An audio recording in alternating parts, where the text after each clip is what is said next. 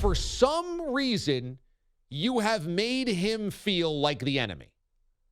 And I just can't believe you've done this to somebody else. Again, I don't want to excuse that behavior on guys that are just trying to do their jobs. Security guards, desk people, elevator people, they don't deserve to be berated.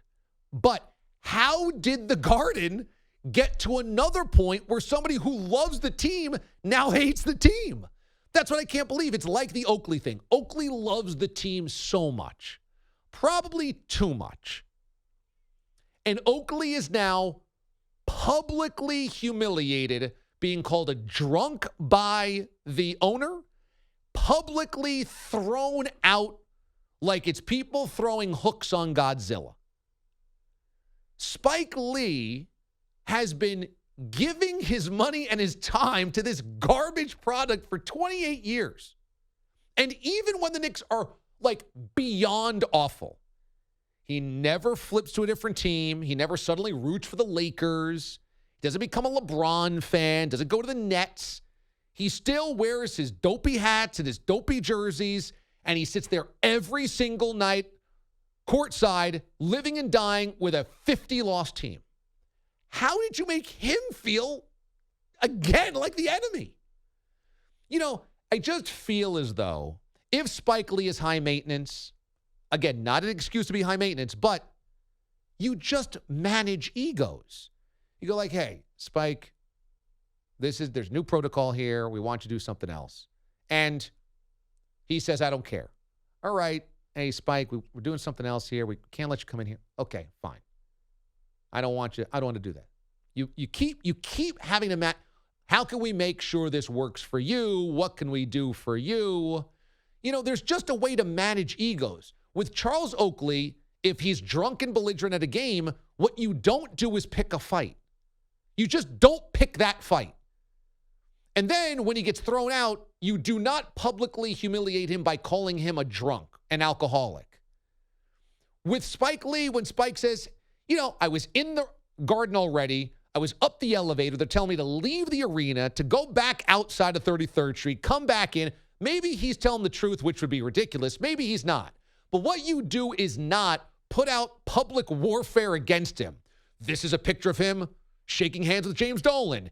Here's this email. Here's this statement. Here's this picture taken from surveillance. You just don't escalate the war. He's the only guy that for 28 years is like, I don't care how bad this team is. I'm a Knicks fan. Everybody else is flocking away, making fun of you, clowning you, making fun of everything. And you've now alienated him too.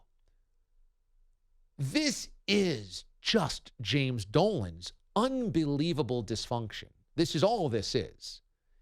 It is this down to the granular level, an element of James Dolan that is petty, combative, vindictive, and just mean.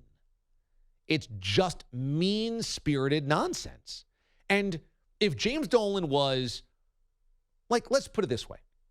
If Billy Crystal yells at a security guard, Steve Ballmer doesn't have his PR team say Billy Crystal's never invited back to a Clippers game. Here's surveillance video of him shaking the hand of Steve Ballmer. Here's our statement. They just don't escalate that war.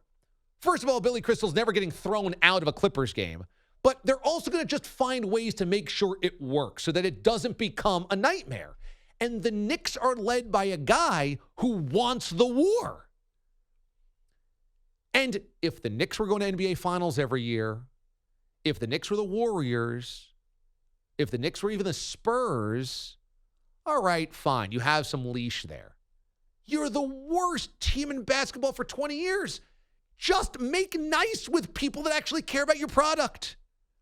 And wait until the offseason, sit down with Spike for dinner, invite him over to the play-by-play club or whatever you have. Hey, Spike, this is what we're going on. This is what we got to change in protocol here. Coronavirus, New York City, whatever it is. Hey, we just want to make sure that we're all on the same page. Obviously, we love your business, yada, yada, yada. You just don't make him the enemy. And they're beyond bad at this. And this is why I just find James Dolan to be this kind of crazy ogre. He just has no idea. And he basically just tells his minions, you will execute my war for me. You know, the people in the PR, they don't want wars with Charles Oakley and Spike Lee. They don't want that. They don't want any of this. This is all the execution of the ogre who's the owner. And it never ceases to amaze me that no matter what, this is also after their best win of the season, by the way, that the story is the war with Spike Lee instead of that the Knicks finally won a fun game. It's impeccable.